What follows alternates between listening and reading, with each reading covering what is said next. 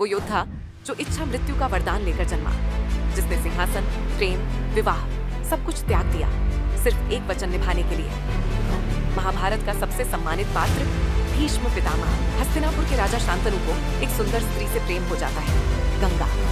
वह एक शर्त पर विवाह करती है, तुम मुझे कभी किसी काम से नहीं रोकोगे। शांतनु मान जाते हैं। गंगा 8 पुत्रों को जन्म देती है और एक एक करके उन्हें नदी में बहा देती है। जब वह 8वें को बहाने लगती है, शांतनु रोक लेते हैं। गंगा मुस्कुराती है और बताती है कि 8 वसु थे जिन्होंने एक आर्षी को शाप दिया था। 7 मुक्त हो गए, पर यह 8वां अपने पाप के कारण जन्म मृत्यु भोगेगा। यही बालक था देवव्रत, जो आगे चलकर भीष्म बना। राजा शांतनु बाद में एक मछुआरे की पुत्री सत्यवती से विवाह करना चाहते हैं, पर सत्यवती का पिता कहता है मेरी बेटी का पुत्र ही राजा बनेगा। देवव्रत को जब यह पता चलता है, वह न सिर्फ सिंहासन का त्याग करता है, बल्कि यह भी शपथ लेता है कि वह जीवन भर ब्रह्मचारी रहेगा, कभी विवाह नहीं करेगा।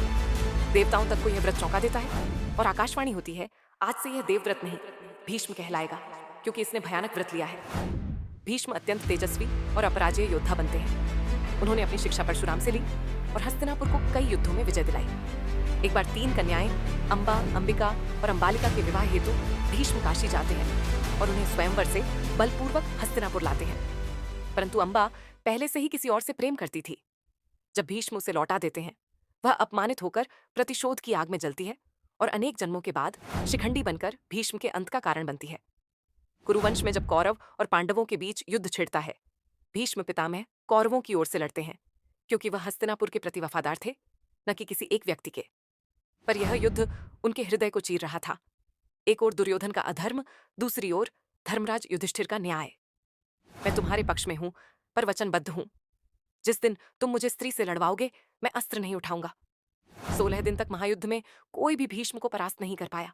तब भगवान कृष्ण ने अर्जुन से कहा, शिखंडी को आगे करो और तुम पीछे से वार करो। भीष्म उसे स्त्री समझते हैं, उस पर अस्त्र नहीं चलाएंगे। शिखंडी आगे आता है और अर्जुन पीछे से बाणों की वर्षा करता है। अंततः भीष्म धरती पर गिरते हैं, लेकिन मरते नहीं। उन्हें इच्छा मृत्यु का वरदान था। वे बाणों की शैया पर तब तक जीवित रहे जब तक सूर्य उत्तरायण में नहीं आया। भीष्म पितामह युद्ध के बाद युधिष्ठिर को राजधर्म, नीति, न्याय, समाज और स्त्री सम्मान पर उपदेश देते हैं। उनका ज्ञान भीष्म पर्व के रूप में महाभारत में संकलित है।